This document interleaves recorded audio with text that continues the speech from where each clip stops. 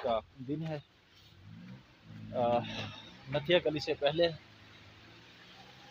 हम यहाँ पे रुके में एबटाबाद से नथिया गली की तरफ आ रहे थे। यहाँ से मरी कोई 35-36 किलोमीटर आगे है, पहाड़ों के नीचे। ये सारे दोस्त हमारे बेचारे परेशान हैं कि किस तरह जाएं। गाड़ियाँ फिसल रही हैं इनकी बर्फ़ की वजह से। यालाबारी के छोटे छोटे ज़रात ये आप देखें, छोटे छोटे नन्हे नन्हे ये बर्फ़, ये खूबसूरत, वाह क्या बात है। ये देखिए खुश्क खुश्क खुश्क खुश्क खुश्क। ठीक है, तो अब अगर हमें ये ना रुकी तो फिर हमें बहुत दूर जाना पड़ेगा, दोबारा एबटाबाद जाना पड़ेगा। एबटाबाद से फिर हमें रावलपिंडी की तरफ जाना पड़ेगा। ये जापानी प्रीमियो भी जा रही है और ये हुंडा वाला भी लेके जा रहा है।